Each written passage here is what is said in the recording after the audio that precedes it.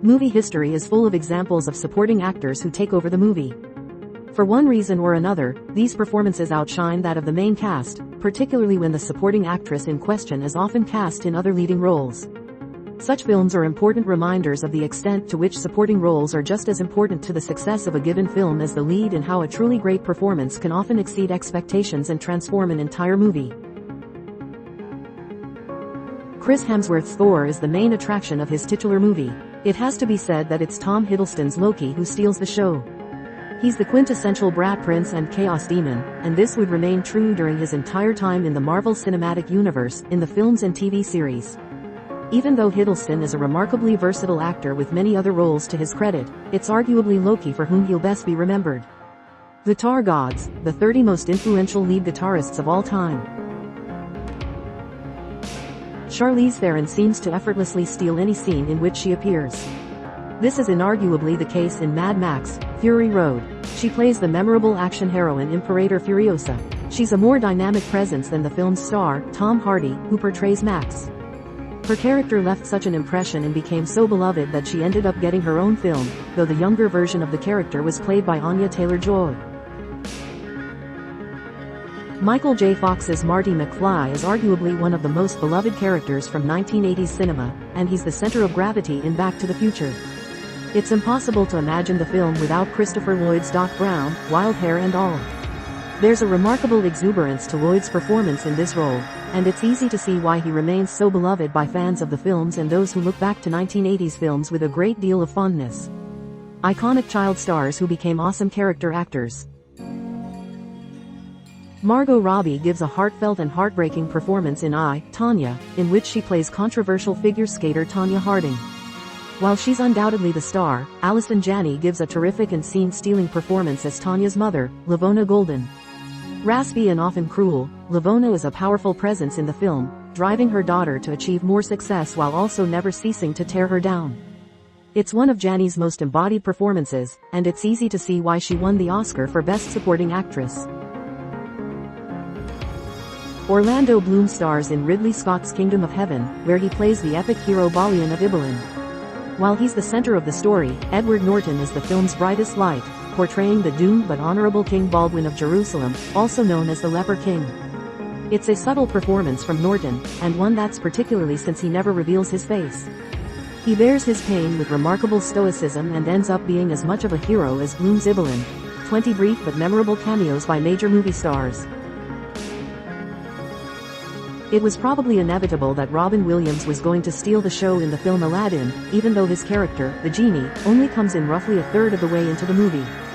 So vibrant is Williams's performance, however, that it's impossible to deny that, in some ways, he is the real star of the show.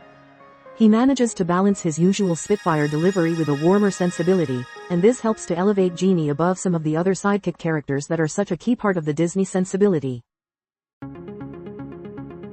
Daniel Radcliffe burst into fame as Harry Potter in the first film in the series, but for many, the most indelible performance was given by the late Alan Rickman. Rickman portrays Severus Snape, who immediately dislikes Harry and does everything he can to make his life miserable. Even though the truth behind Snape's dislike wouldn't be revealed for years to come, Rickman's performance still suggested that there was far more to this potion's master than Harry or the viewer could see. Yee haw haw. These 20 country music songs are hilarious. In many ways, Interview with the Vampire is Brad Pitt's movie since he is the narrator, the tormented vampire Louis. However, he's often outshone by Tom Cruise, who portrays Louis's maker and companion Lestat. Lestat struts and preens across the stage, much as he does in Anne Rice's original novel, and there are many times when Cruise's star power threatens to outshine Pitt's. However, it's hard to deny the power that Lestat wields, both over the viewer and Louis, so it's understandable why so many fans of Rice's books should continue to gravitate toward Cruise's performance. Ralph Fiennes can steal a scene without even trying, and he proves this in Schindler's List. He is the epitome of Nazi terror as Eamon Goff, a man who is utterly ruthless and capable of acts of great and unspeakable cruelty. He puts a face to the horrors of the Holocaust, and while Liam Neeson's Oskar Schindler is the film's tortured hero, it's Fiennes who often steals the show. He's repulsive and unforgettable, and it remains one of the actor's most memorable performances. Which singers have the greatest voices in music history? As with Rise of the Planet of the Apes, Dawn of the Planet of the Apes follows Andy Serkis' Caesar as his group of apes encounter humans after several years of isolation. Arguably, the most fascinating character is Koba, Caesar's lieutenant, who turns to the darkness and tries to overthrow his friend. Toby Kebbell gives a powerful motion capture performance, and he allows the audience to see Koba as something of a tragic figure, someone who has been so damaged by his torture at the hands of humanity that he can never bring himself to see them as worthy of life or equal rights. The Green Mile has the distinction of being one of the best adaptations of a Stephen King novel. Tom Hanks stars as prison guard Paul Edgecombe, but it's really Michael Clarke Duncan's doomed inmate John Coffey who is the heart of the film. There's so much soul to Duncan's performance that one can't help but love and feel for him, particularly since he has been wrongfully convicted. His death near the end of the film hits like a punch to the gut, and this, more than anything else, is a testament to the potency of Duncan's performance. 25 iconic TV shows that were made into awful movies. At first glance, Star Wars, particularly the first film in the original trilogy, is very much Luke Skywalker's story. However, from the moment that Harrison Ford's Han Solo appears, it's clever who's going to be taking up a lot of energy in the movie. Even at this early stage in his career, it was clear that Ford was a true movie star of the old-fashioned variety. He's dashing, handsome, and a smart aleck, and this is precisely why fans continue to love him and hold him up as one of the best characters in the franchise. Stanley Kubrick's Full Metal Jacket is a harrowing look at the Vietnam War, and much of it focuses on the experiences of Joker and Pyle, portrayed by Matthew Modine and Vincent D'Onofrio. However, R. Lee Ermey is just so powerful a presence as Gunnery Sergeant L. Hartman that he overshadows the other two in any scene. It's the kind of role Ermey seems to have been born to play, full of authority, command, and a no-nonsense attitude, and very similar to the others he would play throughout his career. 20 TV shows that suddenly changed premises. 12 Monkeys is one of those films that only becomes more pertinent as the years go by, focusing as it does on a terrible plague that decimates the planet, leading Bruce Willis' James Cole to go back in time to try to find a cure. While Willis gets top billing, Brad Pitt is even more charismatic, compelling, and downright terrifying as Jeffrey Goins, a mental patient whose behavior is strange and erratic. It's one of those roles that call for Pitt to fully embody his character's troubled psyche, and he more than succeeds. Daniel Craig continued his successful stint as James Bond in Skyfall. As so often in the Bond series, the most fascinating thing about the film is Javier Bardem's performance of the villain Raul Silva. His silken menace is terrifying to behold, particularly since he has a particular ire for Judi Dench's M. He's one of those villains just as captivating as Bond himself. It's easy to see why he is often regarded as the film's best part. 20 TV shows that wrote actors' deaths into the scripts.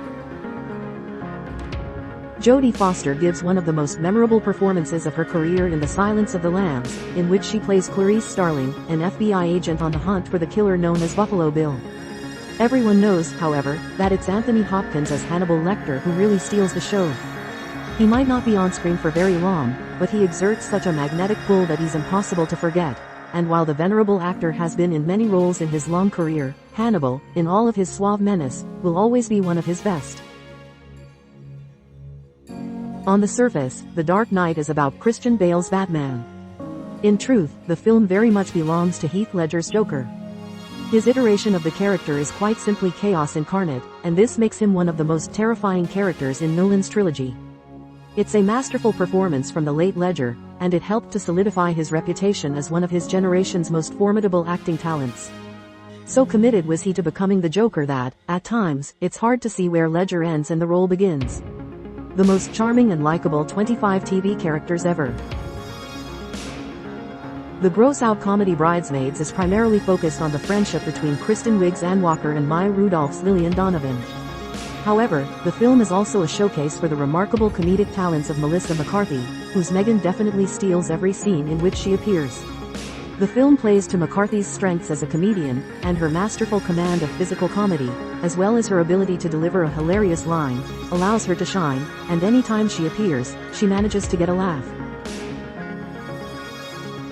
Bruce Willis is undoubtedly the hero of Die Hard, but the film wouldn't be nearly as memorable if it wasn't for Alan Rickman. Rickman portrays Hans Gruber, the leader of the terrorists and the big bad of the whole film. He exudes cool European menace, and the role is a reminder of why Rickman was widely regarded as one of the most talented actors of his generation. Even though the franchise would go on without him, none of its other villains ever quite measured up to his standard. 25 iconic film deaths that stay with you forever. The Fugitive might showcase Harrison Ford's tremendous talents as a leading man, but it also features a dynamic and memorable performance from Tommy Lee Jones. Jones portrays Deputy U.S. Marshal Sam Gerard, tasked with bringing Ford's Dr. Richard Kimball to justice. It's just the sort of role that Jones was born to play, and he makes Gerard into a man of honor and someone the audience can respect, even if he is trying to arrest the hero of the film for a crime he didn't do. Did you enjoy this slideshow?